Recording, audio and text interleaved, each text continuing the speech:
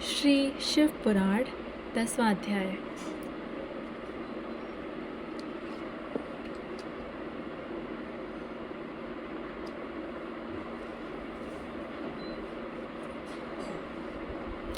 अग्नि यज्ञ, देव यज्ञ और ब्रह्म यज्ञ आदि का वर्णन भगवान शिव के द्वारा 7 वारों का निर्माण तथा उनमें देवाराधन से विभिन्न प्रकार के फलों की प्राप्ति का कथन। ऋषियों ने कहा, यदि प्रभु अग्नि यज्ञ, देव यज्ञ, ब्रह्म यज्ञ, गुरु पूजा तथा ब्रह्म तृप्ति का हमारे समक्ष क्रमशः वर्णन कीजिए। सूत जी बोले, महर्षियों, गृहस्थ पुरुष अग्नि में सायंकाल और प्रातःकाल जो चावल आदि द्रव्य की आहुति देता है उसी को अग्नि यज्ञ कहते हैं। जो ब्रह्मचर्य आश्रम में स्थित हैं उन ब्रह्मचारियों के लिए समिधा का आधान ही अग्नि यज्ञ है। वे समिधा का ही अग्नि में हवन करें। ब्राह्मणों, ब्रह्मचर्य आश्रम में निवास करने वाले द्विजों का जब तक विवाह न हो जाए और वे औपासनांगिकी प्रतिष्ठा न कर लें तब तक उनके लिए अग्नि में समिधा की आहुति, व्रत आदि का पालन तथा विशेष यजन आदि ही कर्तव्य है। यही उनके लिए अग्नि यज्ञ है। द्विजों, उन्होंने बाह्य अग्नि को विसर्जित करके अपने आत्मा में ही अग्नि का आरोप कर लिया है। ऐसे वानप्रस्थियों और सन्यासियों के लिए यही हवन या अग्नि यज्ञ है कि वे विहित समय पर हित कर परिमित और पवित्र अन्न का भोजन कर लें। ब्राह्मणों, सायंकाल अग्नि के लिए दी हुई आहुति संपत्ति प्रदान करने वाली होती है, ऐसा जानना चाहिए, और प्रातःकाल सूर्य देव को दी हुई आहुति आयु की वृद्धि करने वाली होती है। यह बात अच्छी तरह समझ लेनी चाहिए। दिन में अग्निदेव सूर्य में ही प्रविष्ट हो जाते हैं, अतः प्रातःकाल सूर्य को दी हुई आहुति भी अग्नि यज्ञ के ही अंतर्गत है। इस प्रकार यह अग्नि यज्ञ का वर्णन किया गया है।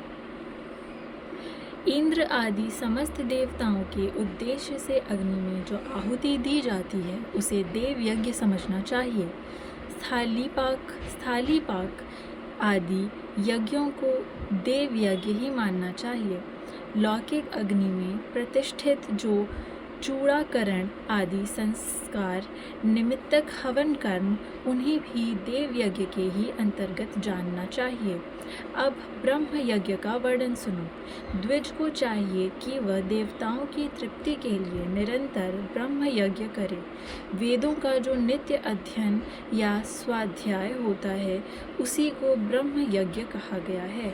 प्रातः नित्य कर्म के अनंतर सायंकाल तक ब्रह्म यज्ञ किया जा सकता है। उसके बाद रात में इसका विधान नहीं है।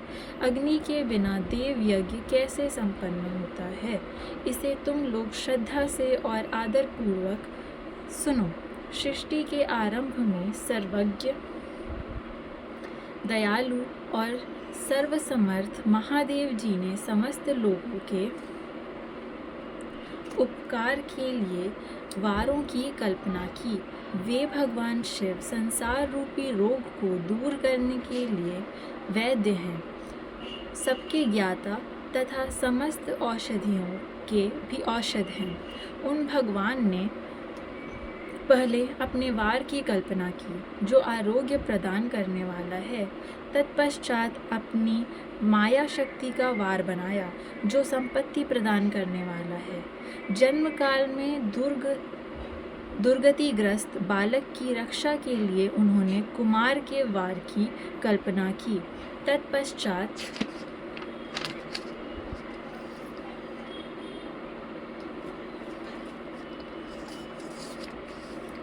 सर्वसमर्थ महादेव जी ने आलस्य और पाप की निवृत्ति तथा समस्त लोकों का हित करने की इच्छा से लोक रक्षक भगवान विष्णु का वार बनाया।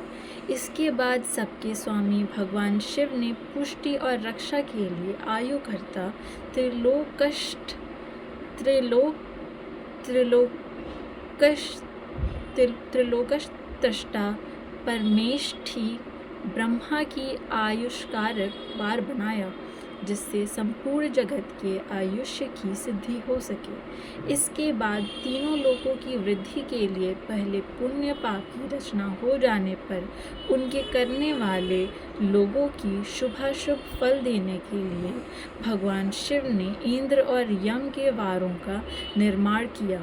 ये दोनों वार क्रमशः भोग देने वाले तथा लोगों के मृत्यु भय को दूर करने वाले हैं। इसके बाद सूर्य आदि 7 ग्रहों को, जो अपने ही स्वरूपभूत तथा प्राणियों के लिए सुख दुख के सूचक हैं, भगवान शिव ने उपर्युक्त 7 वारों का स्वामी निश्चित किया। वे सब के सब ग्रह नक्षत्रों से ज्योतिर्मय मंडल में प्रतिष्ठित हैं। शिव के वार या दिन के स्वामी सूर्य हैं। शक्ति संबंधी वार के स्वामी सोम हैं। कुमार संबंधी दिन के अधिपति मंगल हैं। विष्णु वार के स्वामी बुध हैं।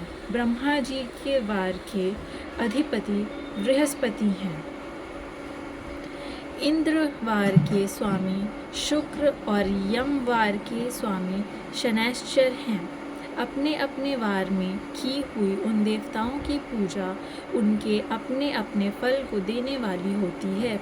सूर्य आरोग्य के और चंद्रमा संपत्ति के दाता हैं। मंगल व्याधियों का निवारण करते हैं। बुध पुष्टि देते हैं। बृहस्पति आयु की वृद्धि करते हैं। शुक्र भोग देते हैं और शनैश्चर मृत्यु का निवारण करते हैं। ये 7 वारों के क्रमशः फल बताए गए हैं, जो उन देवताओं की प्रीति से प्राप्त होते हैं। अन्य देवताओं की भी पूजा का फल देने वाले भगवान शिव ही हैं। देवताओं की प्रसन्नता के लिए पूजा की 5 प्रकार की ही पद्धति बनाई गई। उन देवताओं के मंत्रों का जप यह पहला प्रकार है। उनके लिए होम करना दूसरा, दान करना तीसरा तथा तप करना चौथा प्रकार है। किसी वेदी पर, प्रतिमा में, अग्नि में अथवा ब्राह्मण के शरीर में आराध्य देवता की भावना करके 16 उपचारों से उनकी पूजा या आराधना करना 5वां प्रकार है। इनमें पूजा के उत्तरोत्तर आधार श्रेष्ठ हैं। पूर्व के अभाव में उत्तरोत्तर आधार का अवलंबन करना चाहिए। दोनों नेत्रों तथा मस्तक के रोग में और कुष्ठ रोग की शांति के लिए भगवान सूर्य की पूजा करके ब्राह्मणों को भोजन कराएं। तदनंतर 1 दिन, 1 मास, 1 वर्ष अथवा 3 वर्ष तक लगातार ऐसा साधन करना चाहिए। इससे यदि प्रबल प्रारब्ध का निर्माण हो जाए तो रोग एवं जरा आदि रोगों का नाश हो जाता है। इष्ट देव के नाम मंत्रों का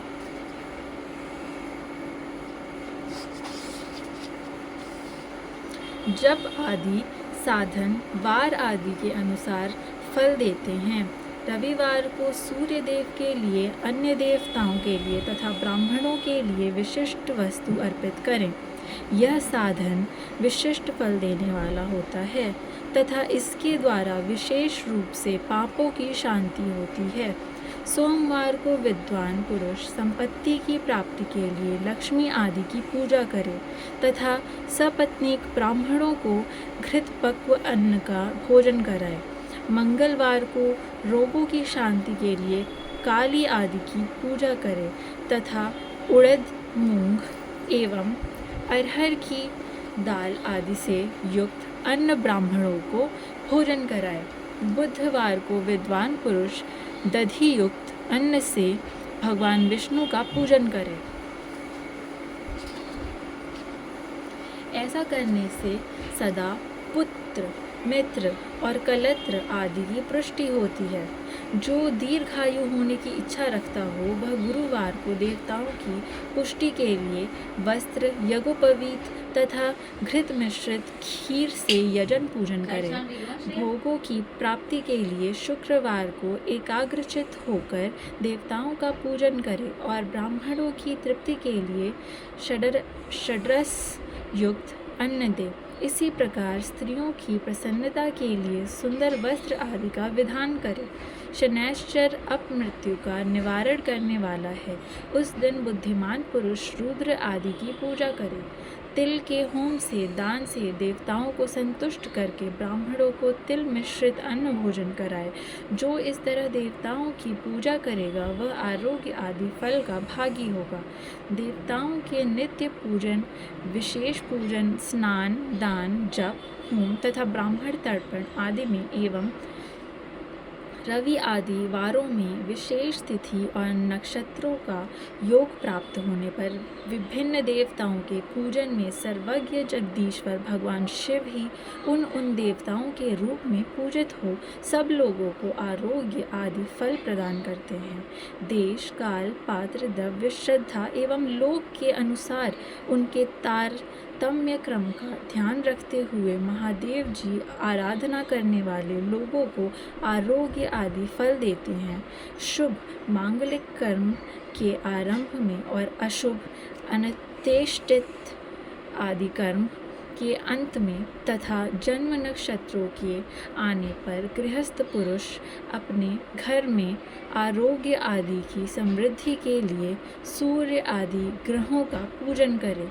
इससे सिद्ध है कि देवताओं का यजन संपूर्ण अभीष्ट वस्तुओं को देने वाला है। ब्राह्मणों का देव यजन कर्म वैदिक मंत्र के साथ होना चाहिए।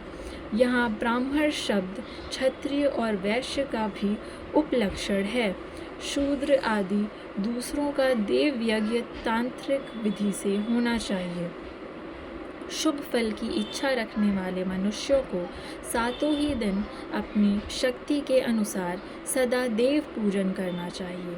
निर्धन मनुष्य तपस्या, व्रत आदि के कष्ट सहन द्वारा और धनी धन के द्वारा देवताओं की आराधना करे। वह बार बार श्रद्धापूर्वक इस तरह के धर्म का अनुष्ठान करता है और बारंबार पुण्य लोकों में नाना प्रकार के फल भोगकर पुनः इस पृथ्वी पर जन्म ग्रहण करता है। धनवान पुरुष सदा भोग सिद्धि के लिए मार्ग में वृक्ष आदि लगाकर लोगों के लिए छाया की व्यवस्था करे। जलाशय, कुआं, बावली और पोखरे बनवाए।